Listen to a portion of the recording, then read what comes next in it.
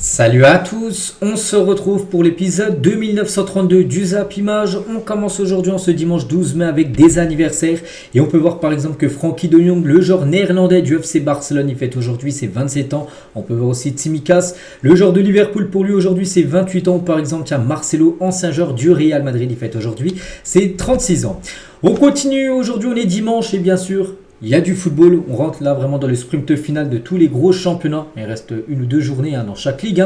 Et tout d'abord en Allemagne, l'avant-dernière journée, il y a déjà eu des matchs hier. Et aujourd'hui, par exemple, le leader Leverkusen se déplace du côté de Bochum et le Bayern Munich reçoit l'équipe de Wolfsburg à 17h30. En première ligue, gros match à Manchester United contre Arsenal tout à l'heure à 17h30. Du côté de la Liga, donc l'Atlético Madrid reçoit le Celta. Le Real a joué hier. Le Barça joue eux demain, lundi soir, contre la Real Sociedad. Du côté de la Serie A, tiens, 12h30, Lazio contre Empoli, un beau Juventus Salernitana, ou par exemple ce soir l'Atalanta Bergame contre l'AS Roma. Ces deux équipes auraient pu s'affronter en finale d'Europa League. Une est en finale, l'autre a échoué contre Leverkusen à l'AS Roma. Donc voilà, grosse affiche ce soir à 20h45. Et du côté de la Ligue 1, donc il n'y a pas eu de match hier samedi, mais il n'y a pas de match aujourd'hui, 13h, 15h normalement. C'est tout à 21h, il y a eu deux matchs vendredi. Et le reste des matchs, c'est ce soir 21h.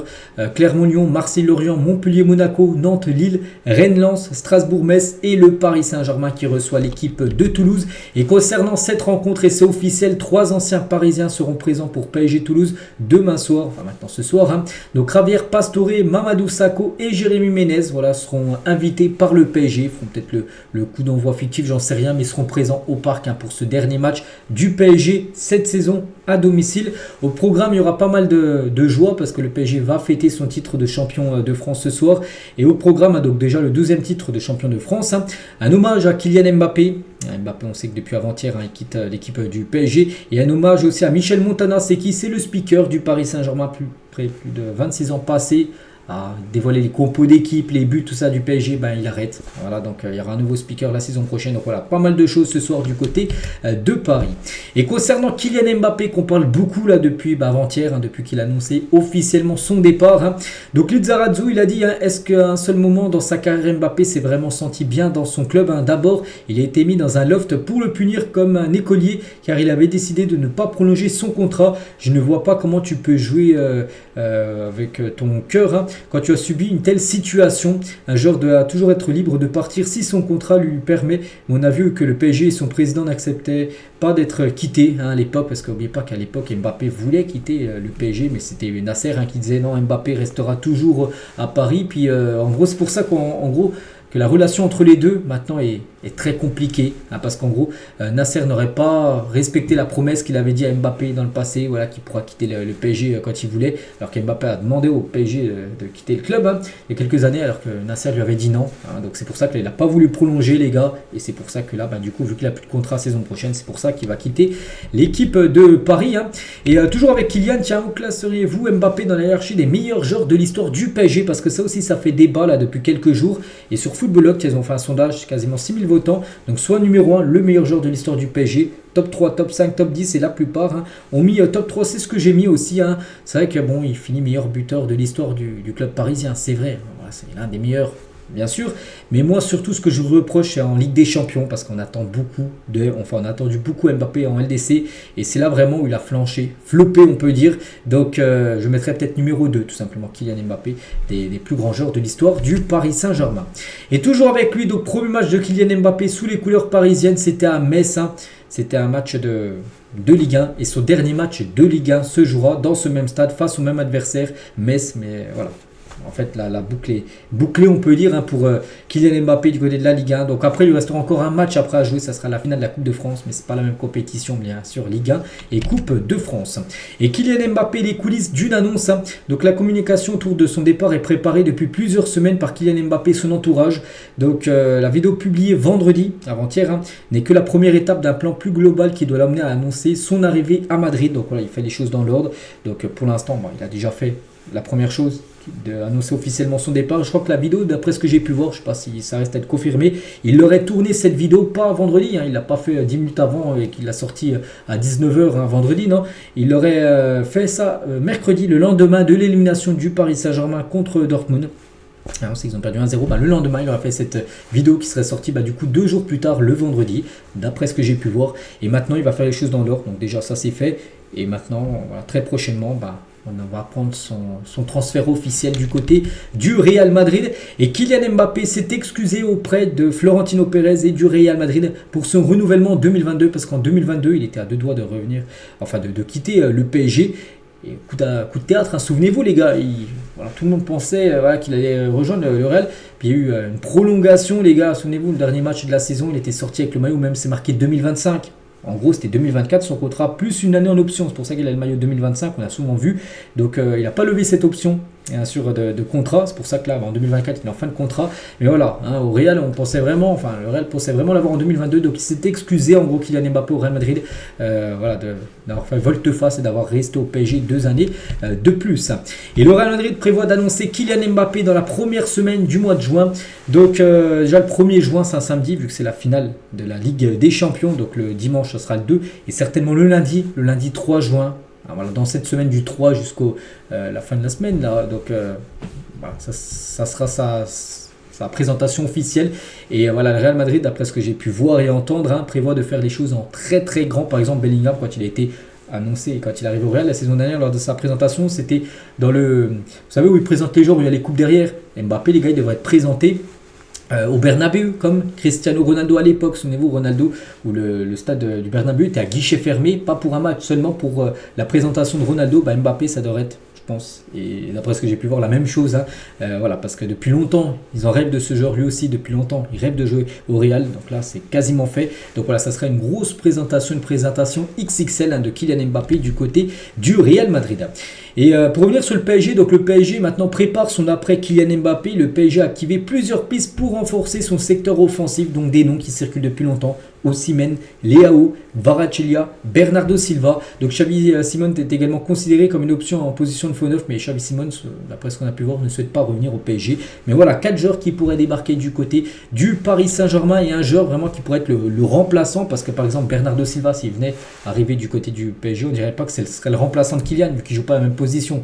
Ni Osimhen joue numéro 9, pour moi Mbappé est un ailier gauche. Donc là, le vrai ailier gauche, les gars, il y en a 2, il y a Leao et Kvaratskhelia. Et Kvaratskhelia serait le joueur qui remplacerait Kylian Mbappé. Donc discussion avancée avec le joueur et négociation en cours avec l'équipe de Naples, entre le PSG et Naples, ça parle tout simplement. Mais Naples, les gars, ils se disent, si on perd Osimhen, ce serait un gros coup dur de perdre en gros leurs 2 cracks en attaque. Kvaratskhelia en plus, Naples veut prolonger le contrat de Kvaratskhelia et est prêt même à multiplier son salaire par 6 en incluant une clause libératoire d'environ 150 millions d'euros. Le club n'est pas ouvert à une vente cet été. Le club qui voudra l'acheter devra surpayer un transfert. Donc c'est ce qui se dit. Ça n'a pas encore beaucoup bougé quand on sera au mois de juin, au mois de juillet. Mais voilà actuellement ce qui se dit du côté de Naples avec Kvaratskhelia qui souhaite conserver et même prêt à multiplier par 6 son salaire.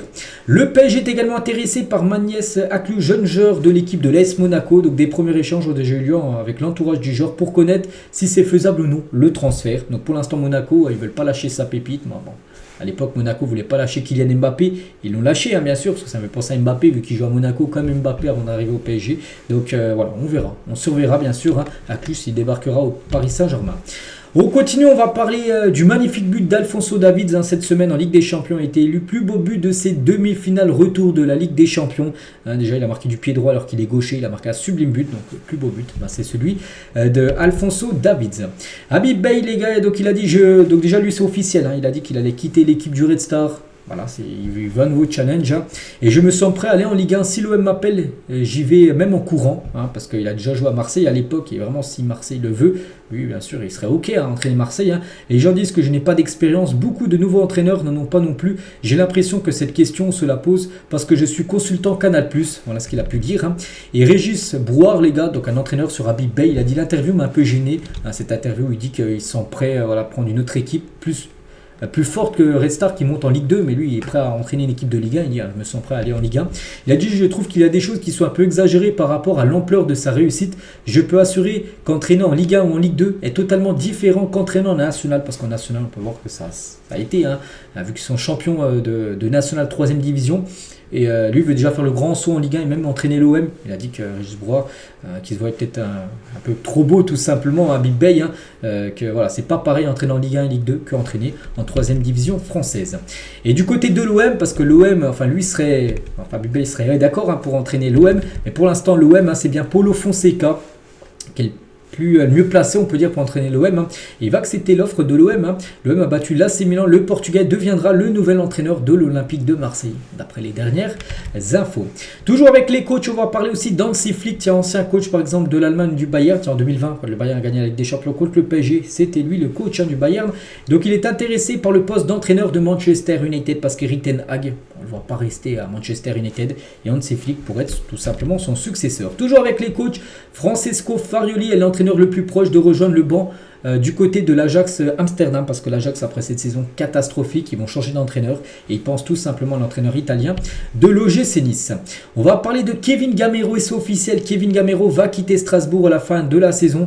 Donc voilà, il a passé quelques années, regardez, hein, en tout c'est 169 matchs du côté de Strasbourg, 43 buts et 8 passes décisives. Donc voilà, en gros il n'a pas dit qu'il arrêtait sa carrière, mais il cherchait un nouveau club, et un club à l'étranger, il ne souhaite pas rester en France. Voilà, pour finir on va dire la carrière de Kevin Gamero, qui a joué également au PSG, à Lorient, en Ligue 1. Donc voilà, Strasbourg sera son dernier club, on peut dire, dans le championnat français. Des nouvelles de Gavi, hein, qui a eu une rupture des ligaments croisés, c'était fin d'année dernière, fin d'année 2023, et Gavi devrait faire son retour en octobre, hein, du côté du Barça. Il devrait louper toute la pré-saison avec le Barça. Ça c'est un peu dur bien sûr pour le FC Barcelone. Du côté du Real Madrid, donc aujourd'hui on est le 12, à peu près dans moins de 3 semaines les gars, ce sera la finale de la Ligue des Champions, le Real contre Dortmund, et Carlo Ancelotti prévoit de titulariser Thibaut Courtois aux dépens de l'Union dans les cages face à Dortmund en finale de la Ligue des Champions, parce que du côté du Real, d'après ce que j'ai pu entendre les gars, en gros ils disent qu'ils ont plus de chances de gagner la finale avec Courtois dans les buts, hein, qui avait été exceptionnel il y a 2 ans, on se souvient, contre Liverpool. Il y a eu 10 tirs cadrés Liverpool, 0 but les gars. Il y a eu 10 arrêts de Courtois que l'Union. Après Courtois était beaucoup blessé, l'Union l'a bien remplacé, mais voilà, pour l'instant, bah, il y en a qui disent qu'il prévoit plus Courtois que l'Union. Hein. Et Casillas les gars, légende, hein, bien sûr, hein, du côté du Real au poste de gardien de but. Donc lui il a dit, hein, il préfère que l'Union soit le gardien. Il a dit, je pense qu'au final l'Union devrait être le titulaire. Courtois n'a rien à prouver à personne, il sera à nouveau le meilleur gardien du monde, mais il ne s'est pas rétabli que récemment. Il n'est pas dans le rythme de la compétition. L'Union lui a montré qu'il était une garantie. C'est Courtois a loupé quasiment toute la saison à cause d'une blessure. L'Union l'a très bien remplacé pour Casillas. Voilà, en gros, l'Union devrait être le gardien. Et Carlo Ancelotti a réagi par rapport à ça, à la déclaration de Casillas que j'ai dit juste avant. Donc Casillas a dit que l'Union devait jouer la finale à la Ligue des Champions. L'avis d'une légende comme lui est respectable, hein, mais je ne veux pas entrer dans ce débat. J'ai encore un mois pour réfléchir. Hein, voilà, parce que le match est dans 3 semaines, donc il ne sait pas encore, mais voilà. Il hésite tout simplement. Voilà, il ne sait pas qui va mettre pour cette finale de Champions League au poste de gardien. Mbappé, tiens, rien à voir avec son transfert, hein, voilà, ou son départ du PSG, mais Mbappé à propos d'une course face à Usain Bolt, hein, l'homme le plus rapide de l'histoire du monde, tout simplement. Hein. Pourquoi pas si on a du temps tous les deux, hein, mais je n'attends pas grand chose du résultat, aucune chance bien sûr, hein, parce qu'on sait qu'Mbappé court très vite, et voilà, s'il fait un 100 mètres contre Usain Bolt, même si Usain Bolt les gars arrêtez, hein, de courir, Usain Bolt les gars sera bien sûr certainement le plus rapide, hein, même s'il ne s'entraîne plus, il lui reste des restes on peut dire, hein, Usain Bolt par rapport à Kylian. Mais j'aimerais bien voir combien il fait Kylian Mbappé sur un 100 mètres en temps, peut-être en dessous des 11 secondes peut-être, hein. Non, pas 10 secondes, c'est pas possible bien sûr, hein. Il faut avoir d'autres caractéristiques, hein, pour les footballeurs. Voilà, donc Usain Bolt les gars c'est 9 secondes et 58 je crois centièmes, hein, le record tout simplement du Usain Bolt. Bref, l'avenir de Xavi Simons sera connu avant l'Euro 2024, hein, le PSG ne souhaite pas le vendre, hein, Leipzig ne peut pas se permettre de l'acheter, l'option privilégiée est à nouveau prêt, le Barça pousse également pour le faire revenir, hein, d'après Fabrizio Romano, et le faire revenir parce qu'à l'époque il jouait du côté du Barça. Donc voilà la situation actuellement de Xavi Simons, hein, il va essayer de tout décider avant l'Euro qui démarre dans à peu près un mois.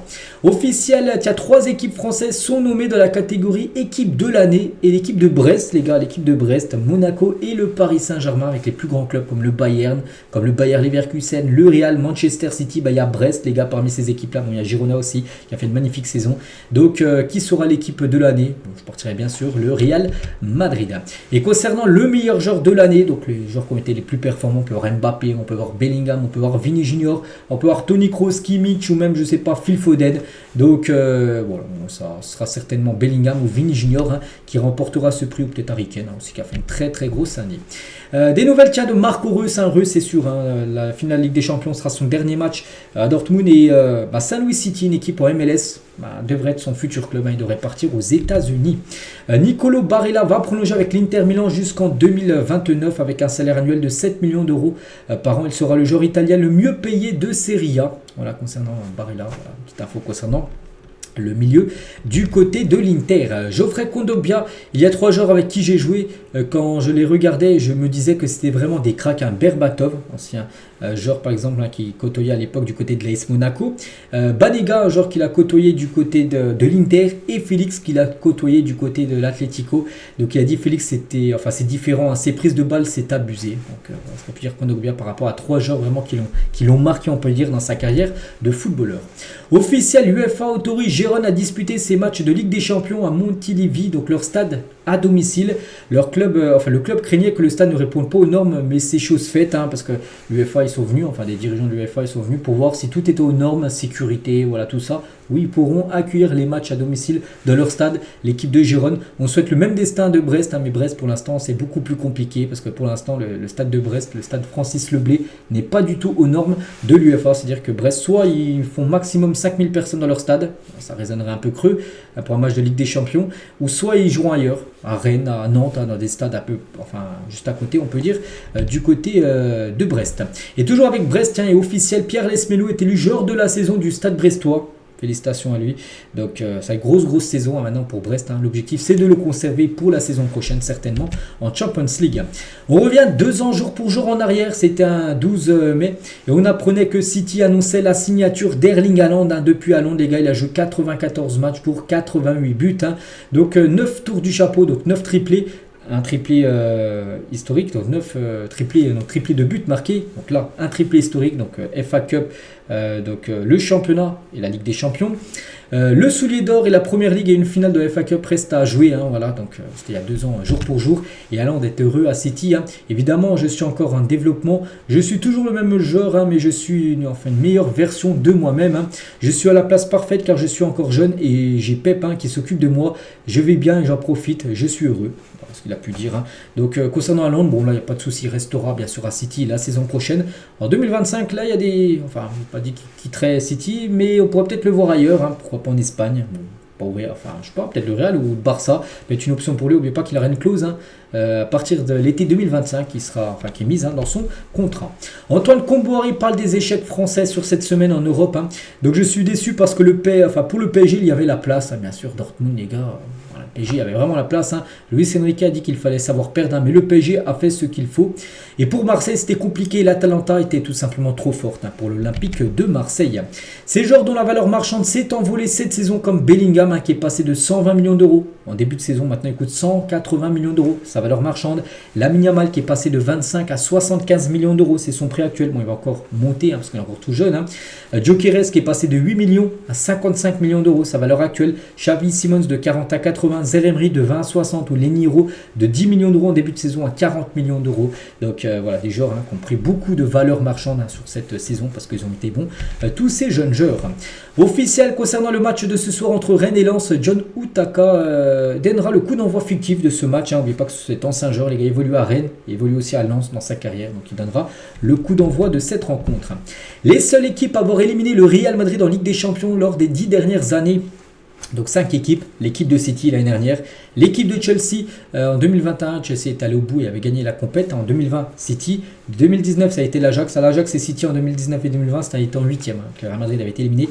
Et la Juventus Turin en 2015, sinon depuis en 2016, 2017, 2018, 2022, ça a été victoire tout simplement en Ligue des Champions. Donc voilà, 5 équipes à les éliminer.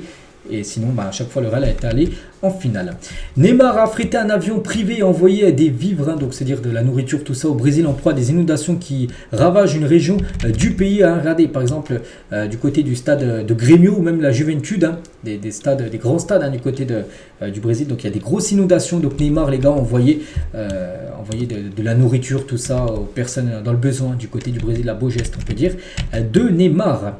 Un joueur de première ligue diagnostiqué avec une dépendance au gaz hilarant a été secouru secouru par des ambulanciers après avoir été retrouvé entouré de cartouches dans son appartement. Il était, je sais pas, il était à l'ouest, les gars, donc c'est quand même un genre de première ligue, les gars, qui a été retrouvé par des ambulanciers alors qu'il venait de prendre des gaz hilarants. Donc on ne sait pas qui est ce joueur. Zaïre Emery devrait disputer l'Euro et les Jeux Olympiques avec les Bleus cet été. Il devrait enchaîner les deux.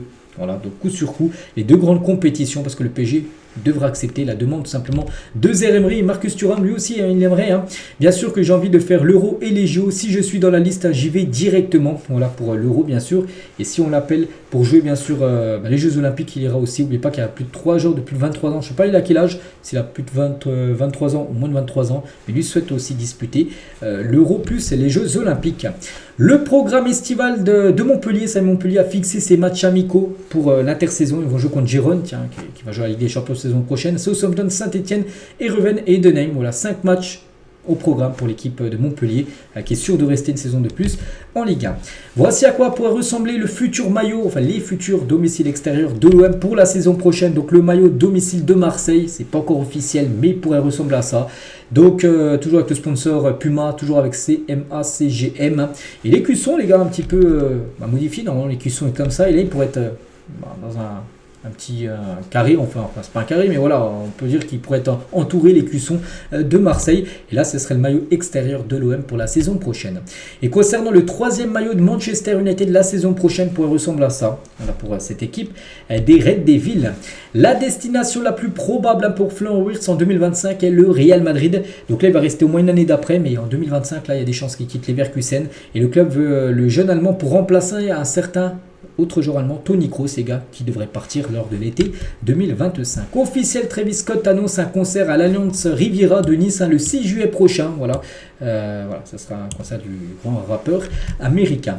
Officiel également, l'OM met en place une billetterie gratuite pour assister à la finale de la Coupe de France au Groupama Stadium sur écran géant. Donc la finale, n'oubliez pas, se disputera du côté du stade de Lille. Ce ne sera pas au stade de France, vu que le stade de France maintenant est focus sur les JO, on peut dire. Donc à Lyon, pas tout le monde a des places, donc il y aura des écrans géants qui seront du côté du Groupama Stadium. Il y a une billetterie gratuite pour aller suivre cette rencontre. Et on finit aujourd'hui les gars avec des records totalement fous dans le football comme celui de José Mourinho avec Chelsea. 86 matchs de suite sans défaite à domicile en première ligue de mars 2004 à octobre 2008. Pendant 4 ans, ils n'ont pas perdu, 4 ans et demi, ils n'ont pas perdu le moindre match à domicile. Chelsea les gars, 86 matchs. C'est quand même incroyable, hein. C'est une série qui va être très compliquée à battre, surtout en première ligue, hein. Donc incroyable. Hein. Un autre record, 91 buts en année civile pour Léo Messi en 2012. Hein. Un quintuplé en 9 minutes, les gars, celui-là va être vraiment pour moi c'est le plus dur à battre. Hein. 5 buts en 9 minutes. Hein. C'était Lewandowski, il perdait 1-0 à la mi-temps, c'était contre Wolfsburg. Ils ont gagné le match 5-1. Voilà, le quintuplé de Lewandowski qui était rentré à la 46e minute de jeu, à la mi-temps. Et sinon, un gardien marque 132 buts en carrière. Hein, c'est Rogerio Ceni de 93 à 2015. Hein, c'est pas mal. Hein, c'est un gardien de but. Il a marqué 132 buts après tirer tous les coups francs et les pénaltys. Donc il finit avec un total comme ça. C'est complètement fou. Donc voilà les gars ce qu'il y a à dire aujourd'hui. J'espère que ça vous a plu. On se retrouve demain lundi pour faire bien sûr le débrief de tout ce qui s'est passé ce week-end niveau résultats comme tous les lundis. Je vous laisse. Je vous souhaite un très bon dimanche et à demain.